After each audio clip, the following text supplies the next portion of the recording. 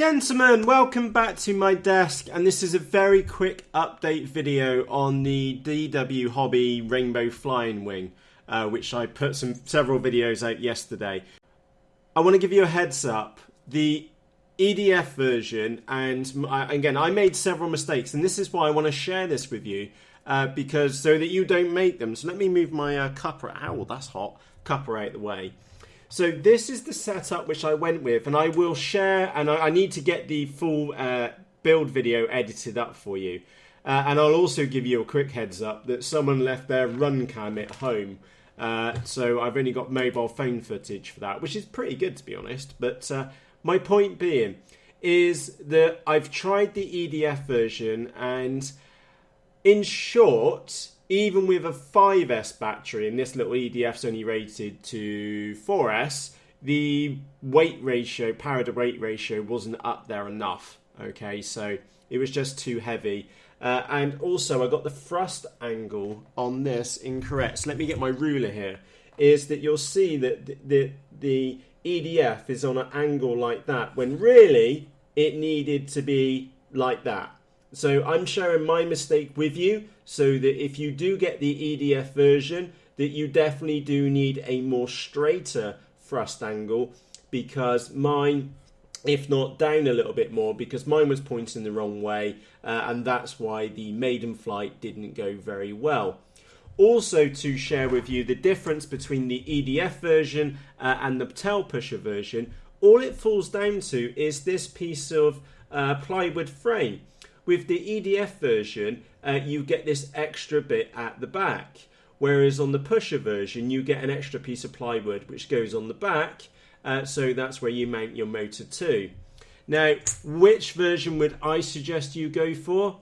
Tail pusher is the very quick answer. Go for the tail pusher version. It will be much easier to fly, and also this EDF, it echoes. It's so ridiculously loud.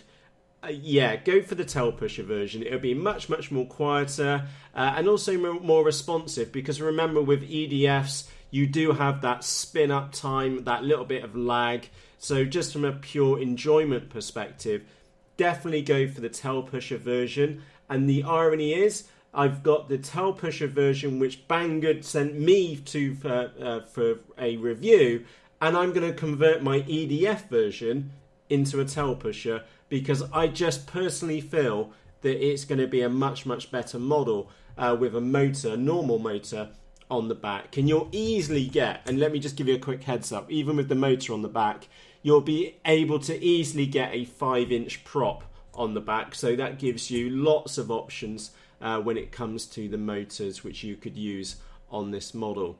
So yeah, this one's a little bit beat up because we did put the nose in a good 4 or 5 times, to say the least, because I did have a go off the video to see if I could tweak it. But yeah, the thrust angle was completely incorrect, and that's totally my fault for this. So today I'm going to go and get this one converted to a tail pusher, and I'm going to get a little motor mounted on the back.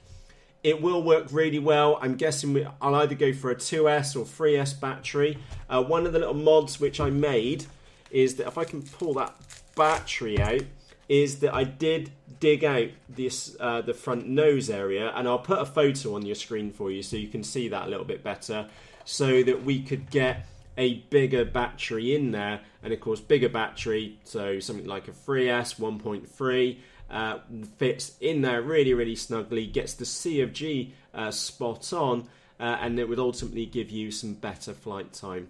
So like I said, a very quick video just to give you an update on the DW wing. The maiden unfortunately didn't go very well, and that is totally my fault to getting the thrust angle wrong with the EDF.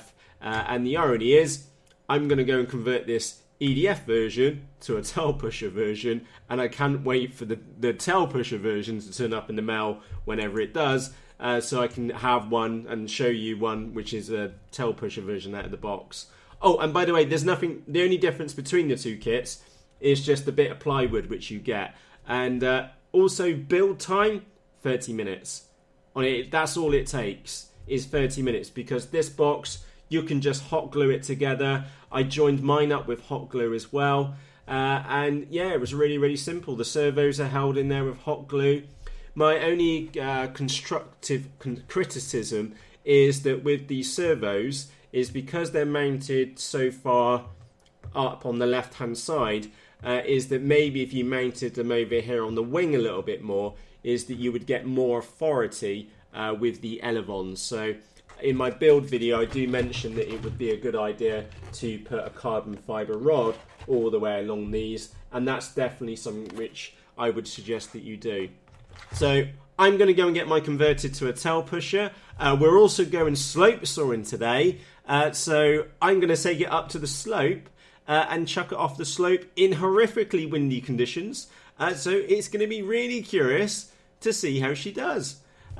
So with that said, if you've got any questions at all, please let me know in the comments section underneath this video. I will do my best to get back to you as soon as I can, but just be aware, this afternoon when this video comes out, I'm actually going to be slope sawing this wing and a collection of other models, so I may not be back to you immediately, but when I come home, I'll do my best to get back to you. So with that said, from myself, Matt, thank you ever so much for taking the time to watch this video. I really do appreciate it. And like I said, any comments, suggestions, good, bad, or ugly, I'd really appreciate them. And you can let me know in the comments section underneath this video. And with that said, from myself, Matt, cheerios! And I can't believe that I put a 5S battery on that EDF. It screamed the skies down. Mental. Oh, I'll leave that bit in. See you later, gents.